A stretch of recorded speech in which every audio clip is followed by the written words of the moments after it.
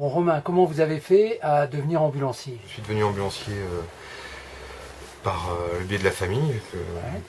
Je suis fils d'ambulancier, donc je suis devenu ambulancier après l'école.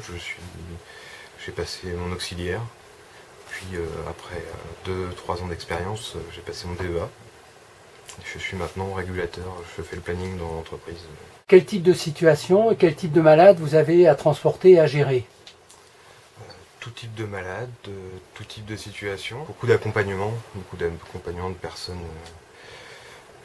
âgées, le plus souvent. Quelle qualité il faut pour être ambulancier? Il faut de la patience, parce qu'il y a beaucoup d'attentes. Il faut de la motivation, c'est un métier très prenant. Il faut aimer son métier déjà. Alors le sens de l'orientation aussi, c'est important. On est amené, surtout dans le domaine privé, les ambulances privées, à aller à tout type d'endroit, toute adresse, au fin fond de la campagne comme à côté de la mairie. Quel type de situation vous avez à gérer?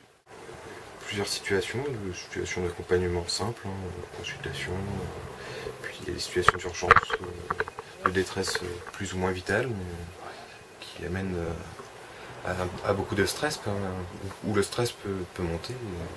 Qu'est-ce que vous diriez à un jeune pour qu'il il s'intéresse à ce métier, qu'il a envie de le faire? Qui viennent le découvrir déjà en stage. C'est en venant voir, en passant 1 semaine, 2 semaines, 1 mois, avec une équipe d'ambulanciers, voir vraiment ce qu'est le métier. On dit que c'est un métier qui est assez peu payé, où il y a peu d'évolution, c'est vrai? Il y a peu d'évolution, oui et non. Il y a une évolution. On peut commencer vraiment au bas de l'échelle, sans diplôme, à part avoir le permis de conduire et un brevet de secouriste. On passe une formation d'auxiliaire de 15 jours qui est rapide. Et avec l'expérience, on peut passer un diplôme d'État qui est reconnu.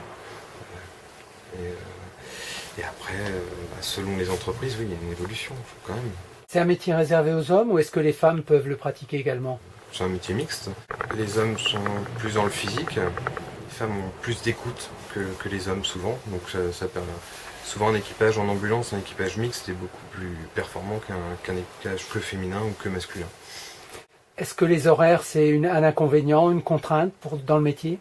Oui, c'est un inconvénient pour surtout les gens qui ont des enfants, qui ont des maris ou femmes qui travaillent dans des métiers qui ont des horaires fixes.